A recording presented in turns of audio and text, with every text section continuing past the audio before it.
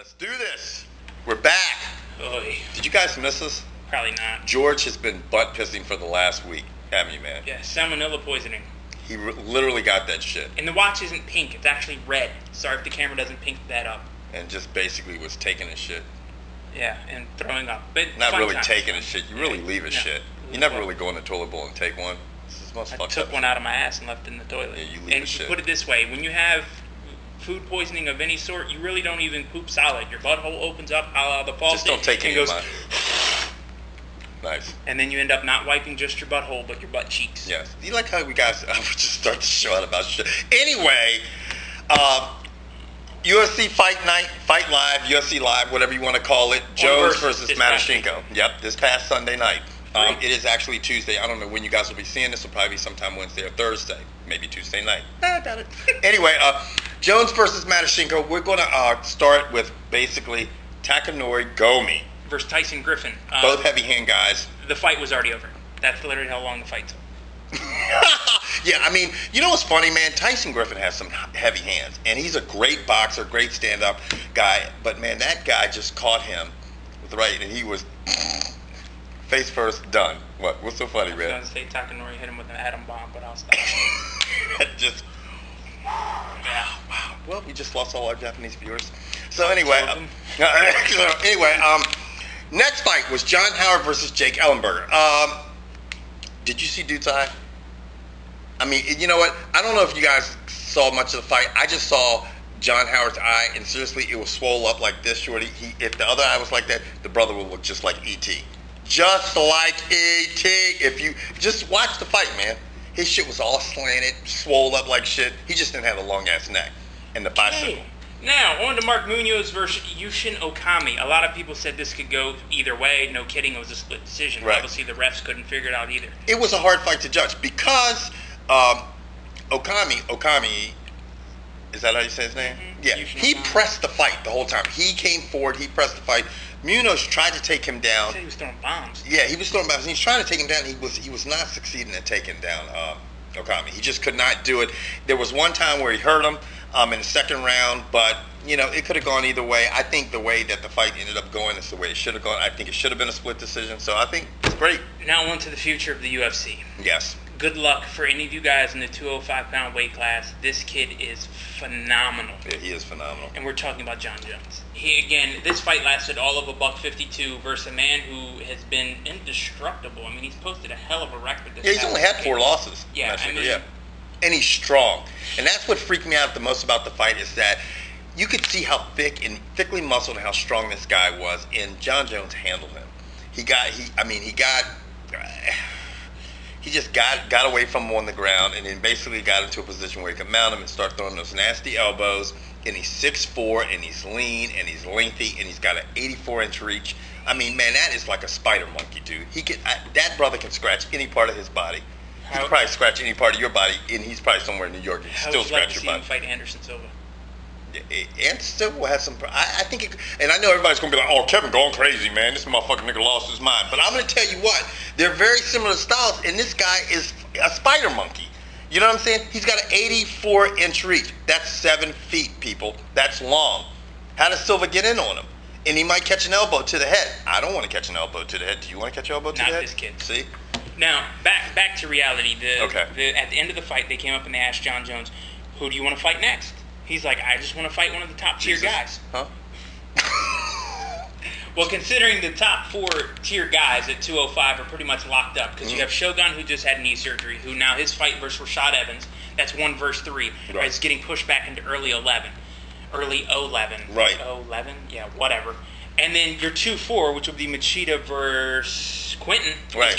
is actually coming up this November. Yeah. So with your 1 through 4 occupied, that leaves you with 2 opportunities for 2 opponents for Jon Jones. Forrest Griffin and Little Nog. Yeah. I mean, he could, you know, and obviously you could have him go down the line. They could have him fight someone like Thiago Silva or maybe even a Rich Franklin. He would destroy Rich Franklin. I think he'd destroy Rich Franklin. I think he'd go right through Thiago Silva as well. I think Forrest Griffin or probably Little Nog is probably going to be a formidable opponent for him. And then what that would do is that would line him up to either fight the loser of the 1-3 match or the 2-4. Yeah. And then once he beats them, then he fights either the belt holder or the number 2 contender, and then Jon Jones will be your belt holder at 205 for I look at someone like Rashad Evans, who's ranked. Who's like, I don't see Rashad Evans beating Jon Jones. I mean, you're looking at a guy that's great with his hands. He's so lengthy compared to Rashad, and then they're probably comparable wrestling on the ground, and they train out of the same camp. I mean, it's like, and I saw them sparring, and I'm like going, Rashad Evans can't get in on him. You don't like when George doesn't like when I put my hand. No, because people can't hear you. When y'all can hear me. Tell me. Go after. Comment on the board and say, you know what, Kevin, we heard you clear as shit. Don't worry about it. Put it this way: if we ever get a radio gig, Kevin can't be talking like this. No, I'm not gonna worry about this shit because the mic's gonna be right here. No, you do. Just like the dick is to your mouth, George. That's how that sounded. So anyway, what about this weekend? What about it? What about? I mean, you know, with what do you think? UFC 117. Yeah. I mean, it's not much to talk. I mean, there's Anderson. Here's all I need to say: Anderson Silva's training with Steven Seagal. And let me tell you something. You guys might think that shit's funny because Steven Seagal's a big bloated 1980 movie making motherfucker. That motherfucker is huge. Look at his. If you get a chance, did you see a show when he's holding the 9mm pistol? Right. His hand almost like it looks like a Tetris man. It's like this. Right. You can barely see the gun. That is a humongous human being. And he's got some nasty skills. Yeah. You guys got to look at the video. Where's the video? Oh, YouTube. Yeah, YouTube. You can find it. I mean, he's crazy. Anderson Silva, Steven Seagal. Yeah. I think Kel Sonnen has lost his mind. He keeps talking shit. He's going to get his mouth zipped shut. He talks more shit than came out of your ass over the last week. I'm going to tell you what, man. This guy, he does that. He can sell a fucking fight. I know the fucking topic is George's ass, but hey, fuck you guys. But this guy can sell a fight, but the bottom line is, it's just, I mean, has he seen what has happened to the last couple guys that talk shit about Anderson Silva? Forrest Griffin, I think, still running. He knocked Forrest Griffin out doing a moonwalk backwards and stole him and dropped him. I'm not one for paying for fights. It's as of late. Lost his mind. This fight, I think I'm going to take the time and the money and just watch in my own home. Because I want to see Anderson Silva. Okay, you're home. And you're off your couch. Yeah, everybody will be here. You know, why do you even say that? Because you're going to be like this. Kevin, what are you doing? What do you mean you get the fight? Now they got shit. I hope Kevin gets the fight this Saturday. That's George's like modest way. Like, anyway, so once the NFL. Okay. And I apologize to Des Bryant. I'm sorry, Darrell Revis. Too bad no one gives a fuck what Phillip Rivers has to say because he's off in San Diego running his fucking pie hole again when you have no business. This is my problem with you, Phillip Rivers. Right. You're a bitch. You stand on the sideline and you bark at the other team's quarterback while they're trying to play. You now are calling out LaDainian Tomlinson. Hey, he was there last year. Why didn't you do it then? Right. You and Antonio Gates are now going to bitch him out that he's left. You're a punk. Shut the fuck up. That is a bitch-ass move if you ask me, man. Because LaDainian Tomlinson's pretty much a classy guy. That's what it looks like. But these two dudes are trying to paint a picture that, you know, he kind of ran the show, and people walked on eggshells around him. You had an opportunity to take care of the shit in-house. I don't recall, I mean, San Diego doing much before LaDainian Tomlinson. But people are going to say they didn't do much before Phillip Rivers either. How many Super Bowls has that Bama been to? Oh, my God. Some of them.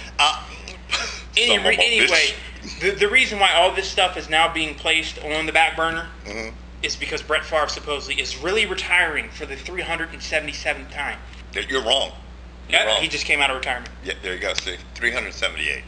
So, I mean, we don't know what the fuck Brett Favre is going to do, people. And you know, at this point in time, because he's retired seriously so many times, it's crazy. It's like that damn movie Groundhog Day. I can't take it.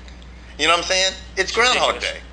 You know what I'm saying? I'm just waiting for Bill Murray to get in a Packers uniform or Vikings uniform. Who cares? I still have more of an interest in all the Des Bryant stuff. Yeah. Definitely Fat Albert Hainsworth, because that is terrible. Golick from ESPN ran that shuttle run. And then Dave Feldman from Channel 5. You know that anchor from Channel 5? Sure. He said, fuck it, I'll do it. He did it. All in under the time? Yeah. With the 3-minute break in between? Yeah. Now, the only disparity was the clock that was showing Golick doing it had him, the second one, he had him run the first one in 70 seconds. 70 seconds. Then he took the 3.5-minute break. He ran the second one and it said 1:16, which would be 76 seconds. But Greeny was timing him, and Greeny had him at 73 seconds, and Greeny was the one that was pacing him. So he was saying that. So that was the only thing. whatever the case is, he could have easily done it. It's just sad because this guy's a professional. I got water on my knee, man. I can't be doing this. You know what's funny? If you even watch the pace that the people do the sprint at, it's not even taxing on the knee. It's just like accelerate, coast, spin, accelerate, coast, spin. It's not a hard run, man. When you look at it, it's not far, man.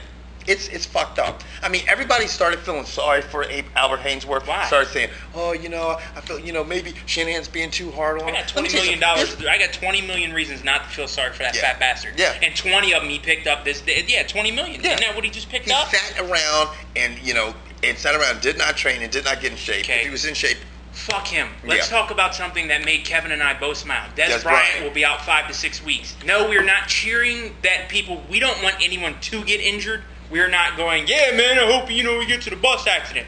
But when Des Bryant can't play for 5 to 6 weeks, me being an Eagles fan and him being a Skins fan, we're not that upset. And when Des Bryant can't carry shoulder pads for the veterans, that to me, that's just like, come on, man. Carry the shoulder pads. All the guys carry. All the rookies carry the shoulder pads. Yeah, I'm not here to carry no shoulder pads. Actually, yeah. You carry shoulder pads and then you play football. Now, what's going to happen with the 2 prima donnas in Cincinnati?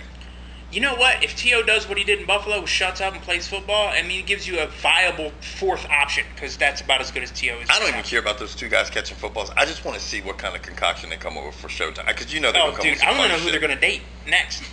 Maybe they'll just date each other and get it over with. That's a good idea. That's what you guys should do. Ocho Cinco T.O.? Well, here's one I don't get. Darrelle Revis. Young man, you going on about this idea, I'm only getting $1 million this year. How much was your signing bonus? Yeah, but what the one thing about a lot of people don't realize about Reeves, I don't know if a lot of you people realize, he restructured his contract for the Jets. And then they turned around and paid like 7 people more than they paid him after doing that. After he says, okay, I'm going to make it work, that he did that, and then they went ahead and he's like, dude, I'm fucking a shutdown corner. You still got a fat signing bonus. I don't care. Stop crying. Get in the camp and fucking Well, if he gets a fat ankle, he's not going to be able to play football, and he's going to have hardly any money in the bank. Because that mug went out and bought a fat-ass car and a fat-ass chain and has got a girl with a fat-ass at his house waiting for him when he gets home. Okay, let's say Brett Favre doesn't come back. Good luck in Minnesota. Yeah. Because who's the quarterback? Who is their second-string quarterback? Black dude. Jackson. Damon Wayans? From the Last Boy Scout? I don't know, man. I think it's between him and the dude from the other football movie, Any Given Sunday. Yeah. Jamie Foxx. Jamie Foxx. Yeah, Jamie Foxx throw the ball like good shit, man. Is there anything else coming up we need to talk There's about? nothing else that we need to talk about. Oh! We just missed you guys. LeBron's in Miami. Yeah, we know that. Do you know that because LeBron and Wade and Bosh are in Miami, that the Miami Heat organization had to fire the people to do the ticket sales because they sold out every game? So now